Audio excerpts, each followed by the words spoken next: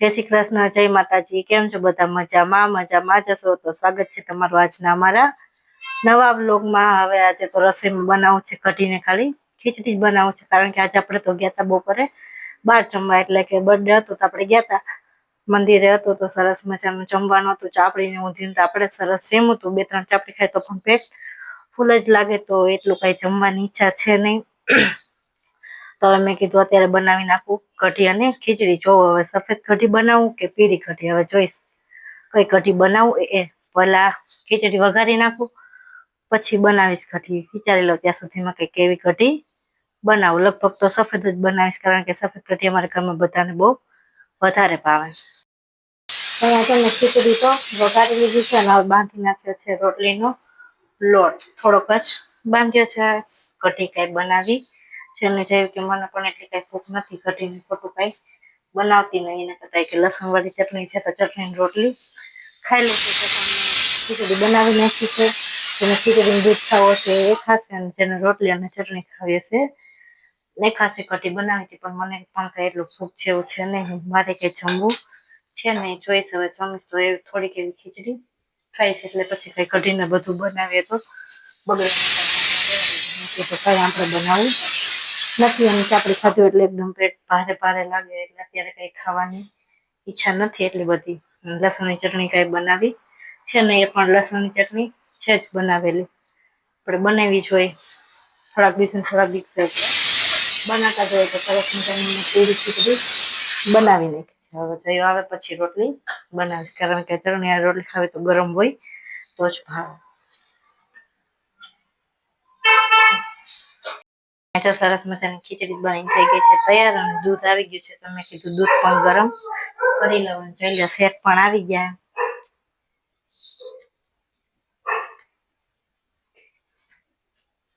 ખીચડી બનાવી નાખી હાલશે ને રસોઈમાં.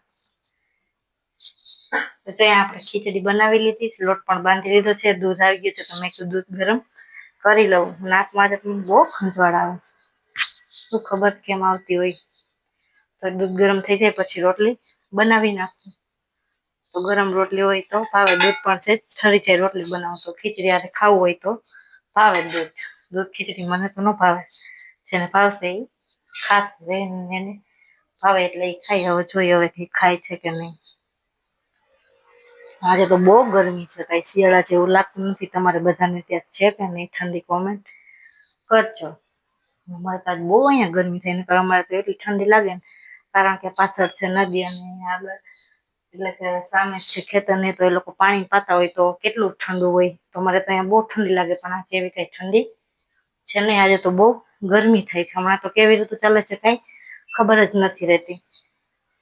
તો દૂધ ગરમ થઈ જાય એટલી વાર છે, પછી મારે બનાવી છે રોટલી. અને પછી આજે તો સુઈ જાવ, ક્યાંક જાય એટલે આમ સૌ થાકી જાય, કઈ કરીએ નહીં તો પણ થાક લાગે. ત્યાં તો કઈ આપણે કામ હોય નહીં, બેસવાનું જ હોય, તો પણ આપણે થાકી જાય. એમ થાય કે ફ્રેશ થઈને આપણે સુઈ જઈએ. તો રસોઈ બનાવી લો, પછી બધું કામ કરી નાખું, પછી નાહી નાખીશ તો થાકોડો ઉતરી જાય, એટલે સુઈ જાય. નીંદર સારી આવે. કરીએ નહીં તોય બેઠા બેઠા આપણે થાકી જાય. પ્રસંગમાં એમાં જતા હોય એટલે એવું જ હોય કે કરીએ નહીં તોય થાકી જાય. તો દૂધ ગરમ થઈ જાય પછી બનાવી નાખું રોટલી. ચટણી તો છે, ખીચડીમાંથી હવા કાઢી નાખું. તે ઠરી જાય તો ભાવે, એકદમ ગરમ ગરમ તો કઈ ભાવે નહીં. દહીં પણ આવી ગયા છે, તો રોટલી બનાવી નાખું. એટલે તો સાવ વહેલા ફ્રી થઈ જાય.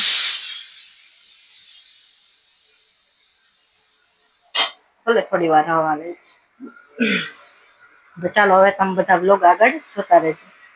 તો જો અહીંયા દૂધ ગરમ થાય છે, હજી ઉફાણો કઈ આવ્યો નથી, અને આપણે કુકરમાંથી હવા કાઢી નાખી છે. જોઈ લો આપણે સરસ મજાની પીળી ખીચડી બની થઈ ગઈ છે તૈયાર. પીળી ખીચડી કોને કોને ભાવે કોમેન્ટ કરજો. તમે દૂધ સાથે પીળી ખીચડી ભાવે કે સફેદ? અમારે તો બધી હાલે હો, બધી ભાવે ખીચડી. જયું ને ઓછી ભાવે. જો ઉફાણો આવું આવું છે, સરસ મજાનું દૂધ આવે છે ગાયનું. ખીચડી તો બનીને થઈ ગઈ છે તૈયાર. હવે દૂધમાં જો ઉફાણો આવું આવું છે, ને પછી હવે બનાવી નાખું રોટલી. બહુ ગરમી છે આજે તો. તમારે ત્યાં ગરમી છે કે ઠંડી? કોમેન્ટ તો કરજો બધા. આજે તો બાર અંધારું છે, કોઈ લાઈટ કરી હોય એવું લાગતું નથી. મેં તો બધી બાર લાઈટ ચાલુ જ કરી દીધી છે, પણ સામે અંધારું લાગે છે, કોઈ કરી નથી લાગતી લાઈટ. તમને બધાને ગાયનું દૂધ ભાવે કે ભેંસનું? તમે શેનું દૂધ લ્યો છો કોમેન્ટ કરજો. અમે તો ગાયનું લઈએ છીએ, ગાયનું બહુ દૂધ મસ્ત આવે. તમે બધા જોતા જ હશો. છાશે પણ કેવી સરસ થાય છે અને માખણ પણ એટલું બધું ઉતરે છે, ઘી પણ સરસ થાય છે, સરસ દૂધ આવે. બધા કહેતા હોય કે ગાયનું દૂધ એકદમ પીળા જેવું હોય. અમારે પીળું નથી, જોઈ લો તમે બધા કેવું છે ને એકદમ સફેદ. અને એ લોકોને ગાય જ છે, ભેંસને પણ એક કોઈ પણ છે જ નહીં, બધી ગાય જ છે. સરસ દૂધ આવે છે. તમારે બધાને દૂધ લેવું હોય તો આવજો, કોન્ટેક્ટ કરજો અમારે, તમને દૂધ મંગાવી દેશું ગાય જોતું હોય તો. ઘણાને ભેંસનું દૂધ ભાવતું હોય, એમ કહેતા હોય કે એનું દૂધ એકદમ સફેદ હોય, એની છાશ ઘાટી બને. ના પણ એવું ન હોય, અમારે તો ગાયનું દૂધ હોય તો પણ બહુ મસ્ત બને છે. ઘી પણ કેટલું બધું થાય છે, તમે બધા જોતા જશો વ્લોગમાં. તો દૂધ ગરમ થઈ જાય એટલી વાર છે મારે બનાવે છે રોટલી, પછી ફ્રેશ થઈને સુઈ જવું છે. એકદમ થાકડો લાગે, દૂધ ગરમ થતા તો વાર તો લાગે ને થોડી. જઈ આવી ગયા, બેઠા કે રોટલી બનાવીને પછી જમી લઈએ. તો મેં કીધું વાંધો નહીં, થોડીક વાર બેસો, દૂધ ગરમ થઈ જાય પછી બનાવી દઉં રોટલી. તો ચાલો, હવે દૂધ ગરમ થઈ ગયું છે તો હું બનાવી નાખું રોટલી. ચાલો બધા વારું કરવા જો, ખીચડી, દૂધ, રોટલી, ચટણી અને અમારો પગ જોઈ લઈએ. તો પગ ઢસકાઈ ગયો, સોજવા માંડ્યો. શું થાય શું ખબર, આજ તો કઈ નક્કી નથી થતું. બરોબર, હાલો બધા વારું પાણી કરવા. લીધું, હવે બેઠા છે. પગમાં પાટો વાર લીધો છે, બહુ દુખાવો થાય છે. હવાય ખબર પડે. હા, પગ ઢસકાઈ ગયો છે, શું થયું છે હવારે આવું હા ખબર પડશે. ધાયલેક ધૂન ગાઈ નાખું.